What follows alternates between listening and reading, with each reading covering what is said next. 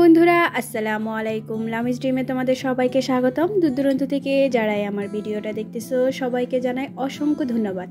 আশা করি সবাই ভালো আছো। ইনশাআল্লাহ আমরাও ভালো আছি। আজকের টাইটেলটা দেখেই বুঝতে পারছো আজকে কোনো শিলি কাজ দেখাবো না, কিন্তু শিলি কাজের সম্পর্কেই তোমাদের সাথে একটু আলোচনা করব।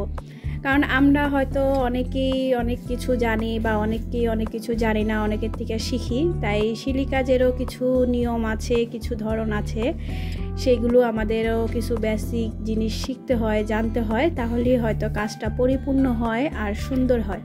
তাই আজকে তা নিয়েই তোমাদের সাথে আলোচনা করব। তাই সম্পূর্ণ ভিডিওটা তোমরা স্কিপ না করে দেখতে থেকো আর আমার সঙ্গেই থেকো। যারা আমার ভিডিওটা দেখা শুরু করেছো কিন্তু এখনও একটা লাইক দাওনি, প্লিজ আমার ভিডিওটা একটা লাইক করে দিও। তোমাদের একটা লাইক আমার ভিডিওটা সবার কাছে পৌঁছে দিবে। আর যারা আমার ভিডিওতে নতুন এসেছো তারা অবশ্যই আমার ভিডিওটা সাবস্ক্রাইব করে আমার পাশে থেকে আমার চ্যানেলটা সাবস্ক্রাইব করে আমার পাশে থেকে যেতে পারো। অল অপশনটা ক্লিক করে রেখো যাতে পরবর্তীতে ভিডিও আপলোড করলে তোমাদের কাছে নোটিফিকেশন চলে যায়। আর এই যে তোমরা দেখতেই পাচ্ছ শুরু থেকে আমি আজকে সুতা, কাপড় এগুলো নিয়ে বসেছি। আজকে তোমাদের সাথে এগুলো নিয়ে আলোচনা করব। আর আলোচনার সাপেক্ষটা হচ্ছে তোমাদের বিশেষ করে আমরা যেহেতু বিভিন্ন ধরনের সুতা ইউজ করি সেলাই করতে নিয়ে, তাই এই সুতাগুলো কি কি কাপড়ের জন্য বেস্ট হয় বা কোন কাপড়ে কোন সুতাগুলো সবচেয়ে সেলাই করলে ভালো লাগে তা নিয়ে তোমাদের সাথে আজকে একটু আলোচনা করব। হয়তো আমরা এগুলো অনেকেই কম বেশি জানি, আবার অনেকেই জানি না, কিন্তু তারপরও আমি যেটুকু ধারণা আমি সেলাই করতে নিয়ে অভিজ্ঞতা অর্জন করেছি আজকে তোমাদের সাথে সেটুকুই আলোচনা করব। তাই আমার অভিজ্ঞতা থেকেই তোমাদের সাথে একটু আলোচনা করব। আমি জানি না কোন আপুরা কতটুকু আরও অনেক অভিজ্ঞ আছে, আমি হয়তো তাদের থেকেও অনেক কিছু শিখি, কিন্তু তারপরেও এর মধ্যেও কিছু কিছু জিনিস হয়তো আমি তোমাদের সাথে সেলাই কাজে শেয়ার করি। আজকে ভাবলাম যে আজকে এই টপিকটা নিয়ে তোমাদের সাথে শেয়ার করি। তাই তোমাদের সাথে আজকে কাজের বিষয়ে না নিয়ে কাজ কিভাবে করি আমি সেই বিষয়ে তোমাদের সাথে আজকে শেয়ার করতে আসছি। আর তার মাঝে আমি অনেক আপুদের অসংখ্য ধন্যবাদ জানাই, যেসব আপুরা আমার ভিডিওগুলো নিয়মিত দেখো আর আমার পাশে থাকো, তাদেরকে অসংখ্য ধন্যবাদ। আর প্লিজ তোমরা আমার ভিডিওটা ফুল ওয়াচ করো, কারণ আমার ওয়াচ টাইমটা খুব দরকার এখন। তাই আমার ভিডিওটা তোমরা ফুল ওয়াচ করো। আর যেসব আপুরা নতুন এসেছো তারা চাইলে অবশ্যই আমার পাশে থেকে যেতে পারো। আরও সুন্দর সুন্দর অনেক বিভিন্ন কালেকশন আসবে, তোমরা সবাই আমার পাশে থেকো আর আমার জন্য দোয়া করো। চলো মূল টপিকসে চলে যাই। তোমাদের সাথে কথা বলতে নিলে আসলে বলতেই মন চায়, আর তারপরেও কাজের কথা তো অবশ্যই বলতে হবে। আর যেহেতু আমি আমার বাবার বাড়িতে এসেছি, গতকালের ভিডিওতে হয়তো তোমাদের সাথে শেয়ার করিনি, কিন্তু আজকে আমি আমার বাবার বাড়িতে আছি, কারণ আমার আম্মু খুব অসুস্থ, এই জন্য হুট করে আমার বাবার বাড়িতে আসা হয়েছে। তাই প্লিজ সবাই আমার আম্মুর জন্য দোয়া করবে। আর আমার আশেপাশে অনেকটা সাউন্ড হবে, এই সাউন্ডের জন্য একটু ভিডিওটা কষ্ট করে তোমরা দেখে নিও। এখন হচ্ছে আমরা যেহেতু সবাই সচরাচর এই লাচ্ছি সুতা কিন্তু ইউজ করি, এটা সুন্দরী সুতাও বলে, অনেকে সুতি সুতাও বলে, এক এক জায়গায় এক এক নামে পরিচিত। আর এই সুতাটা দিয়ে সেলাই করা যে কতটা সুন্দর বা কতটা সহজ হয় এটা হয়তো আর আমাকে বলতে হবে না, সবাই জানি আমরা। কিন্তু তারপরেও এই সেলাইয়ের এই সুতাটার কথা সম্পর্কে আর কি বলবো, এই সুতাটা দিয়ে তুমি যে কোনো কাপড়েই সেলাই করতে পারবে, তার জন্য কোনো সমস্যা হয় না। যেমন ধরো সুতি কাপড়, সিল্ক কাপড়, তারপরে একবারে যে বাটারফ্লাই যেটা বা মাখন জর্জেট যেটা, এইসব কাপড়ে কিন্তু তোমার এইসব সুতাগুলো সুন্দর মতো সেলাই করা যায়, কোনো সমস্যা হয় না। কিন্তু আমরা যদি এই যে রেশমি সুতার কথা বলি, এই যে ধরো এই যে রেশমি সুতাটা, এই সুতাটা কিন্তু তুমি সব কাপড়ের সাথে সেলাই করলে কিন্তু সুন্দর হবে না। এটা কেন বলতেছি একটু পর তোমাদের সাথে তা নিয়েও আলোচনা করব। হয়তো আমাদের এই সেলাইটা এই সুতাটা কিন্তু একটু চকচকে হয়, একটু গ্লেসি দেয়, তাই আমরা বিভিন্ন ওয়ান পিস বলো, বিভিন্ন কুর্তি বলো, যেসব ড্রেসগুলো আমরা একটু হালকার মধ্যে ডিজাইন করি ওই সব ড্রেসে কিন্তু এই সুতাটা খুব ভালো যায় আর খুব ভালো মতো সেলাই করলে সুন্দর দেখা যায়। কিন্তু আমরা যারা নাকি থ্রি পিস কাজ করি সুতির কাপড়গুলো, সেগুলোতে কিন্তু বেশিরভাগই আমরা এই সুতি সুতাটা, এই লাচ্ছি সুতা যেটা বা সুন্দরী সুতা, এই সুতাটা ইউজ করি।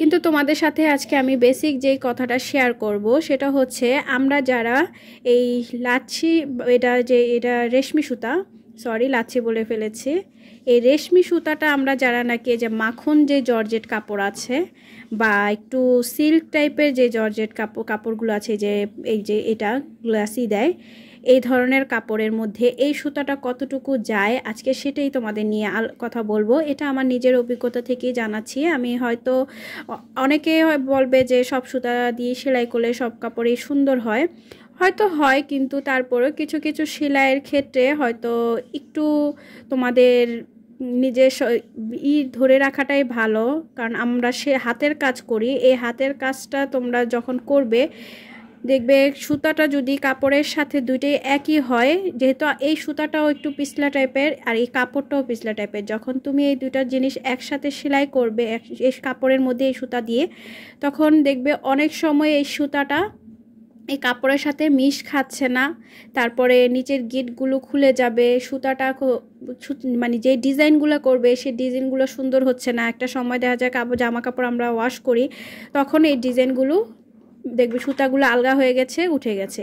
তাই আমার কাছে যদি তোমরা জানতে চাও, আমি নিজের অভিজ্ঞতা থেকে বলবো যে আমরা যেই মাখন জর্জেটে যদি কোনো কাজ করি, ওয়ান পিস বলো, কুর্তি বলো, এগুলো কিন্তু আমরা এইসব জর্জেটে কাজ করে থাকি, তখন এই সিল্কের সুতাটা ব্যবহার না করাটাই আমি ভালো মনে করব। কারণ আমরা কিন্তু যে এমব্রয়ডারি ডিজাইন মেশিনের মাধ্যমে করি না, যে এমব্রয়ডারি কাজটা আমরা করে ফেললাম একবারে পোক্ত হয়ে গেল। আমরা যেহেতু হাতে সেলাই করি, তাই হাতে সেলাইটা আমাদের ওইভাবেই করতে হবে যেভাবে সুন্দর মতো কাজটা ফিনিশিং হয়, আর পরবর্তীতে যাতে কাজটা নষ্ট না হয়, সুতার গিট খুলে না যায়। যেহেতু সিল্ক সুতাটা কিন্তু দোনোটাই যদি এরকম সিল্ক থাকে, পিছলা থাকে, তাহলে কিন্তু ভালো হবে না। হ্যাঁ, সিল্ক সুতাটা দিয়ে তুমি আবার যেই এটাকে কি কাপড় বলে আমি জানি না, কিন্তু একটু চিকচিক টাইপের, এটা কিন্তু অতটা তোমার সিল্ক না, দেখতেই পাচ্ছ। এটাও হয়তো গরদের মতো একটা নাম, যাই হোক নামটা আমি শিওর জানি না, তাই আমি তোমাদের সাথে বলতে পারতেছি না, কিন্তু যারা জানো অবশ্যই আমাকে কমেন্ট করে জানাবা। আর তোমাদের সাথে আমি কাপড়গুলো নিয়েছি এই কারণেই যে আমি যেহেতু এই কাপড়গুলো দিয়ে সেলাই করি, তাই আমার একটু হলেও অভিজ্ঞতা আছে। অন্যান্য আপুদের যদি আরও অভিজ্ঞতা থাকে অবশ্যই আমাকে কমেন্ট করে জানাতে পারো। এই রেশমি সুতাটা দিয়ে তুমি এটাতে সুন্দর করে সেলাই দিতে পারবা, কারণ এটাও কিন্তু গ্লাসি একটা চিকি ভাব আছে, এই সুতাটাতেও আছে, কিন্তু এটাতে সেলাইলেও তোমার খুব সাবধানতা অবলম্বন করতে হবে। গিটগুলো খুব ভালোভাবে দিতে হবে যাতে সেলাইটা পরবর্তীতে আমরা জামাকাপড় ওয়াশ করার সময় যাতে খুলে না যায়, যাতে সুন্দর থাকে। কিন্তু এই যে তোমার এই যে সুতি সুতা যেটা বলি আমরা, লাচ্ছি সুতা, এই সুতার মধ্যেও কিন্তু দুই রকমের দুইটা সুতা পাওয়া যায়। একটা তোমার নর্মালি এভাবে পাওয়া যায়, আরেকটার মধ্যেও কিন্তু সুন্দর একটা শাইন একটা ভাব আসে। সেই শাইন ভাবে যদি যে সুতাগুলো পাওয়া যায়, একটু দেখো এই যে আমার এই সুতাটা দেখো, একটু যদি আমি লাইটিংটা ভালো আসে, একটা শাইনি একটা ভাব দেয়। আর এই শাইনি সুতাটা দিয়ে তুমি যে কোনো কাপড়ে বলো, এই গরদ কাপড় বলো, তারপরে মাখন জর্জেট কাপড় বলো, এই যে দেখো এই সব কাপড়ে যদি তুমি এই সুতাগুলো দিয়ে সেলাই করো, সত্যি বলছি সুতার শিলিটাও যেমন ফিনিশিংটা অনেক সুন্দর হবে, ওইরকম তোমার কাজটাও দেখতে ভালো লাগবে, আর সুতাটাও তোমার গিটটা ভালো থাকবে, খুলবে না সহজে। আর এই সুতি কাপড়ের কথা বলি, সুতি কাপড়ের কথা আর কি বলবো, সুতি কাপড়ে তুমি এই রেশমি সুতা দিয়েও সেলাই করলে সুন্দর হয়, তারপরে আবার লাচ্ছি সুতা বলো, সুতি সুতা বা সুন্দরী সুতা যেটাই বলো, তা দিয়ে সেলাই করলেও খুব সুন্দর হয়। আর আমরা যখন যেটাতে প্রয়োজন বেশি, যেমন কুর্তিতে সবসময় আমি এই ধরনের রেশমি সুতাটা ইউজ করি, কারণ কুর্তি জিনিসটা একটু ক্লাসিক হয়, একটা অন্যরকম একটা লুক আসে, তাই কুর্তিরই সেলাই করার সময় আমি এই রেশমি সুতাগুলো ইউজ করি। আর যখন আমি কোনো বালিশের কভার বলো, কুশন কভার বলো, বা যে কোনো ধরনের টেবিল ক্লথ যাই বলো, বা থ্রি পিস বলো, সুতি যে লাকনো ড্রেসগুলো, ওইগুলোতে আমি সবসময় এই লাচ্ছি সুতাগুলোই ব্যবহার করি। তাই আজকে তোমাদের সাথে আমি এইগুলো নিয়ে কথা বলবো ভাবছি, তাই আমি আজকে এই ভিডিওটা করে দিচ্ছি। অনেক দিন ধরেই ভাবতেছিলাম যে আমি কি নিয়ে কাজ করি বা কিভাবে করি, সুতা কি কোয়ালিটি দিয়ে, এটাই তোমাদের সাথে শেয়ার করব দেখে। আরও বিভিন্ন কিন্তু সুতা আছে, যে সুতাগুলো আর একটু মোটা হয়, বা ওইগুলো কিন্তু তোমার সচরাচর যারা আমরা বিজনেস করি ওই সুতাগুলো আমরা ইউজ করি না, কারণ যেহেতু আমাদের বিজনেসের ক্ষেত্রে অনেক সুতা আনতে হয় আর অনেক কাজ থাকে, তাই আমরা সচরাচর এই দুইটা সুতা দিয়েই কিন্তু কাজ করে থাকি। তাই আমি তোমাদের সাথে এই দুইটা সুতারই শেয়ার করলাম। বাকিগুলো যদি আমি কখনো কাজ করি নিজের জন্য বা এভাবেই, তখন অবশ্যই তোমাদের সাথে শেয়ার করব। আর যারা এই পর্যন্ত আমার ভিডিওটা দেখে এসেছো আর একটা লাইক করনি, তারা প্লিজ আমার ভিডিওটা একটা লাইক দিয়ে দিও। তোমাদের একটা লাইক আমার ভিডিওটা সবার কাছে পৌঁছে দিবে। আর যদি তোমাদের আমার ভিডিওটা ভালো লেগে থাকে এ পর্যন্ত, তাহলে অবশ্যই আমার চ্যানেলটা সাবস্ক্রাইব করে আমার পাশে থেকে যেতে পারো। জানি না তোমাদের কতটা উপকারে আসবে, আর আমি কিভাবে সুতার ব্যবহার করি আর কিভাবে কি করি না করি সব আজকে ডিটেলস তোমাদের সুন্দরভাবে বুঝিয়ে দিলাম। তাই সবাই